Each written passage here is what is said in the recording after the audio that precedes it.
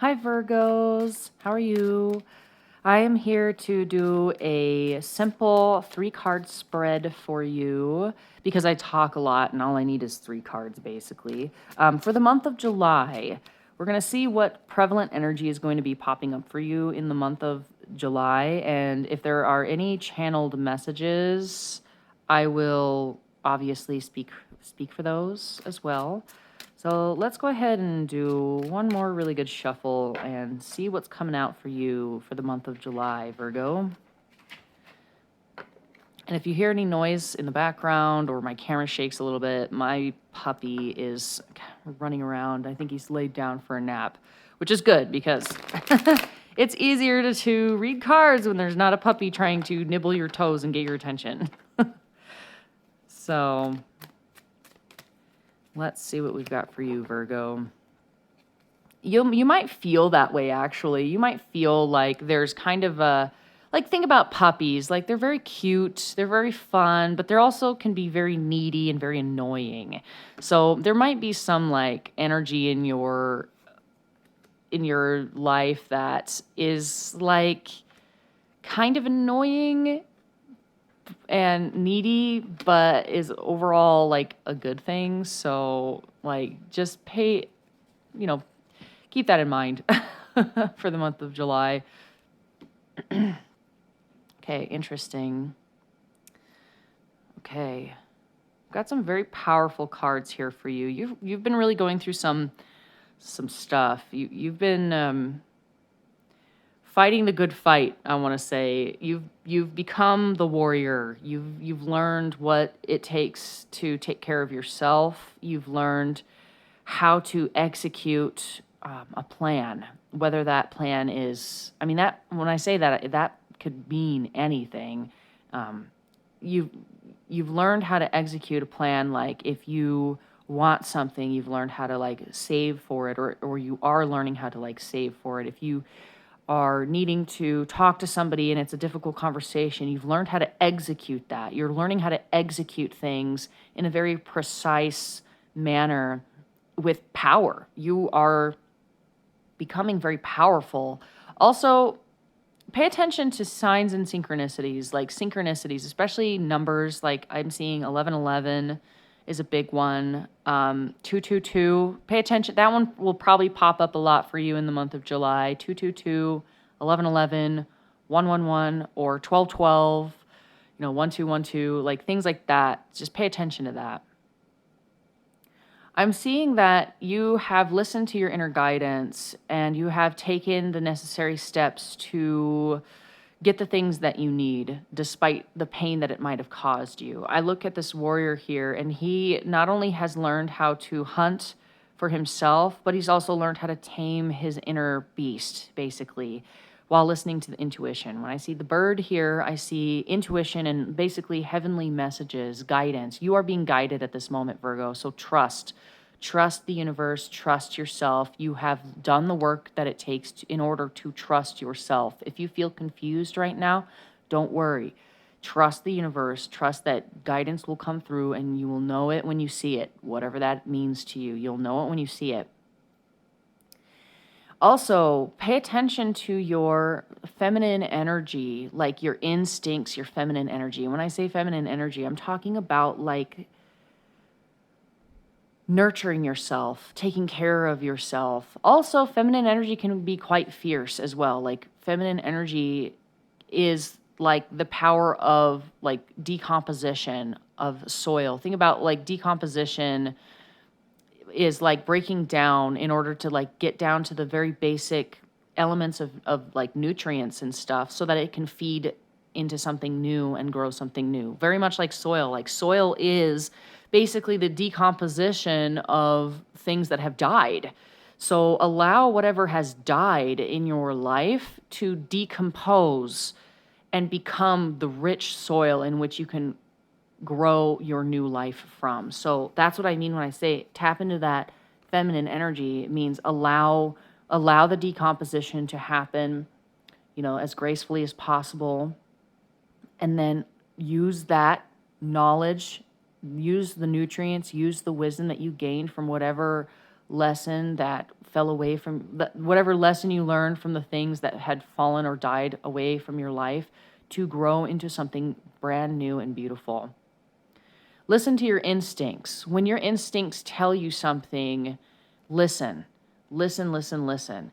Anger is not a positive emotion, not a negative emotion. It just is. It's just an emotion. It's an emotion giving you information. See anger as that. When you feel angry, when you feel that, that fire, that your face getting flush or whatever you experience when you feel angry, pay attention to that.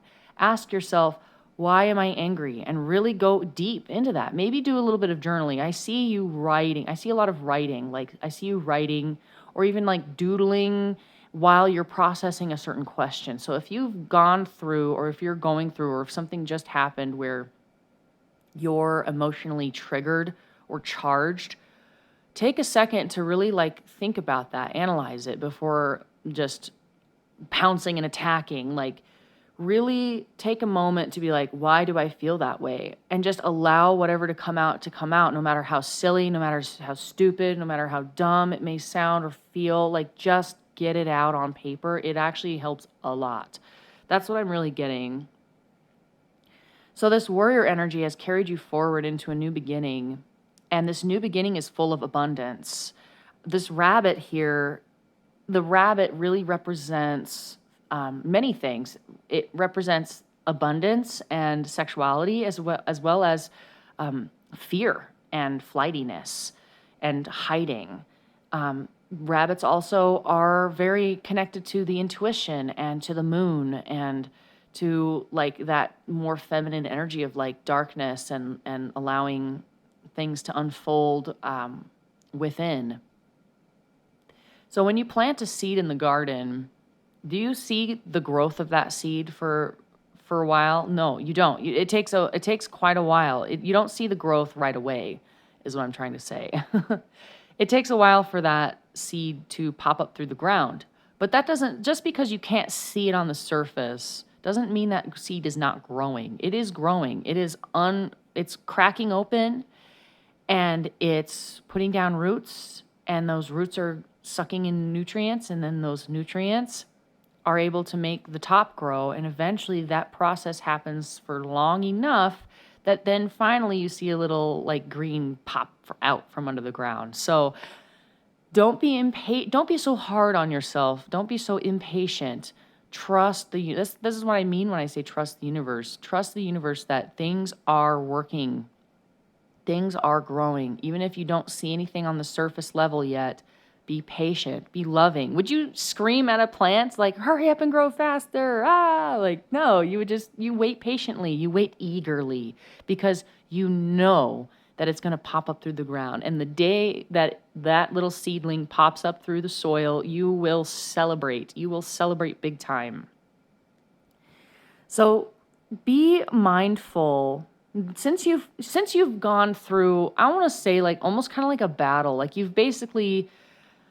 you're like the hunter at the end of a hunt where you've done the work of like running around, tracking down what you want, getting what you want, being able to like have the skill to actually execute this plan, and it's a little bit traumatic because, the hunter has to kill an animal. Like you're killing something, but it's to feed something else.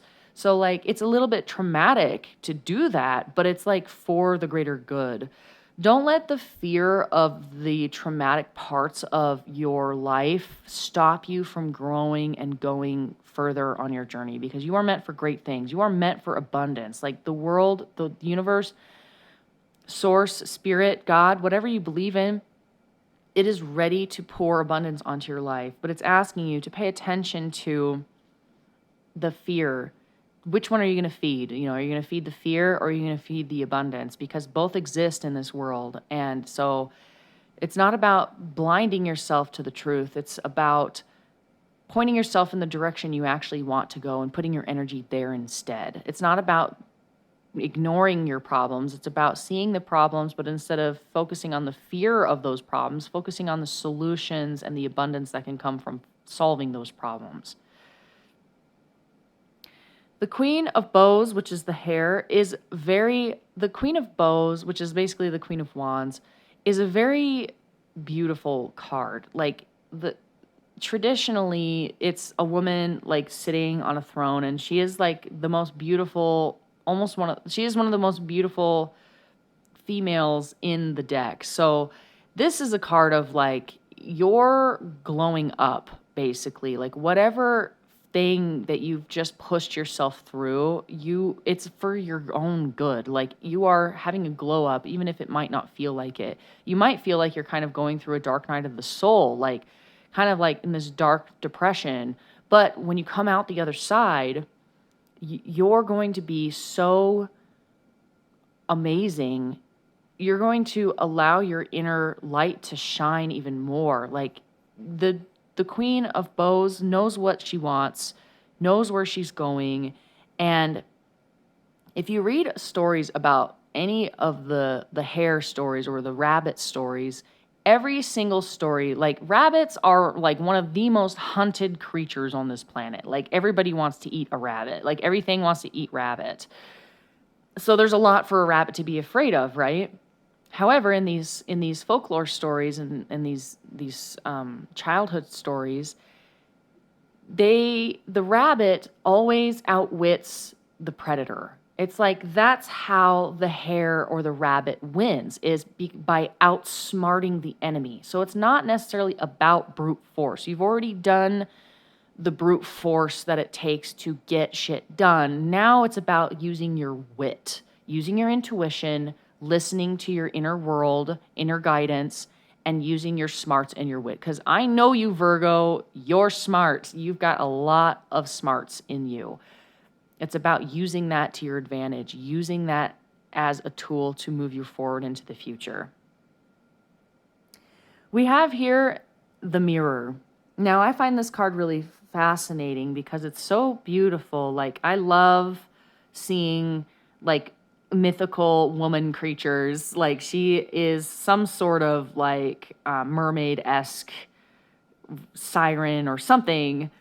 But what I'm seeing here, okay, first of all, I see the moon like twice here. Okay, so something like nighttime might be a really powerful time for you, and especially doing moon magic or moon work, like howling to the moon. I just saw somebody howling to the moon, or like moon water, or like putting your crystals in moonlight, or something like even if you just take a walk at night and in the moonlight. Perfect. I know I think it's actually today that I'm recording this. We've got a new moon in Cancer, and Cancer is ruled by the moon. So a lot of moon energy like this. And the fact that July, a large portion of July is actually like Cancer season, which, is connected to the moon. It's connected to our emotions. So this card has a lot of symbolism in it.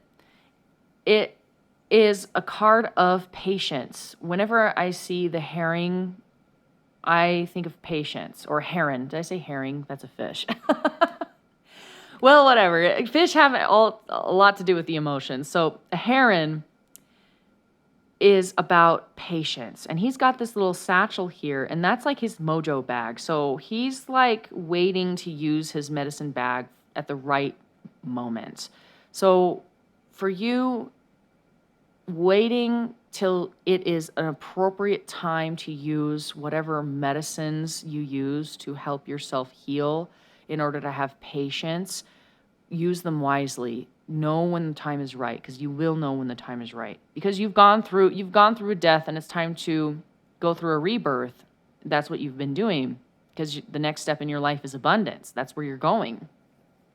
But it requires some self-reflection too. This moment, this time that you're going into in the month of July is a time of self-reflection. This card is called the Mirror for a reason.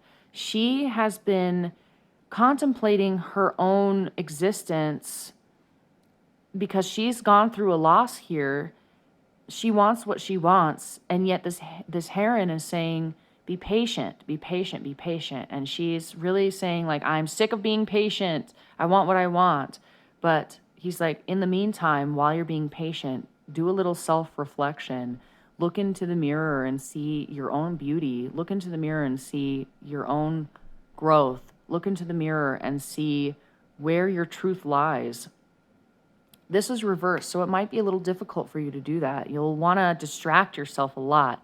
There will be a lot of distractions, I feel. There will be a lot of things to be afraid of, I feel. There will be a lot of like fight energy, or it's kind of hard to like, when a warrior goes to war and then they come home, it's hard for them to like switch out of like fight and flight mode. It's like stepping out of your fight and flight mode. Like, you don't need to run away anymore. You don't need to fight anymore. Now is a time of patience, of slowing down a little bit, doing some self-reflection, planting those seeds, those seeds of abundance so that they can grow, and having the patience to wait for them to grow under the ground so that they can pop up. At the bottom of the deck, we've got the Two of Arrows or Two of Swords. So basically what that means is, this card says injustice. You have gone through injustices. You might go through more injustices, but this is about not fighting. She does not fighting to bring balance. She has put her weapon down and has put her foot down and says, no more fighting. I know my inner truth, because her hands are over her heart. She knows her inner truth. And it's about bringing balance between her inner truth and the world around her, balancing out the external world and the internal world. It's time to take that blindfold off and do a little self-reflection so that you can continue this healing journey that you've been on, so that you can grow your abundance. And this is very much abundance of passion. This is very much abundance of joy. This is very much abundance of, it's going to leak into your earthly matters. Like, it can't help but grow your money and your abundance in that aspect. When you find what truly makes you happy, what brings joy to you, it's time to take the blindfold off at your own imperfections and do a little self-reflection and see why you're so impatient. Like, what is it that you're rushing towards so fast? Just paying attention to that. And also maybe write down your fears too. And then write down the things that will counteract those fears. That will help too. But either way, this is a very powerful month for you, Virgo. I really feel like July is going to be a very powerful month for you, of healing, of dealing, of really taking into consideration what it's going to take to balance out your emotional life, your physical life, the way you communicate with others. That's what I'm getting a lot too, because this can be a card of communication. Like, you have a choice to make. And those choices that you make are you going to go into fear, or are you going to go into hope and faith and patience? Because you have a choice right now. There's going to be both of those showing up in your life in the month of July. And so being able to step out of that warrior mode and go into more of that feminine energy of like receiving, allowing, patience, waiting for things to grow, but staying true to yourself and balancing out your life, your home life, your work life, your fun time, your chore time, your finances, your spending. Like, balancing yourself out is going to require some self-reflection, and also moving away from that fear mentality and fight or flight kind of mode. So now is a time to relax. It's a time to be patient. It's a time to allow and to trust that whatever it is you want to build in your life is happening. It's just a matter of waiting for those seedlings to grow underground enough to be able to pop out for you to actually see, and then start tending the soil and tending the garden like any gardener would. So I hope this helps you, Virgo. I'm really looking forward to what's going to come in the next weeks and months to follow. And I really hope that these messages have helped you and can give you a little bit of insight on what to pay attention to and what to look out for in the month of July. So thank you so much, and I will see you next time. Bye.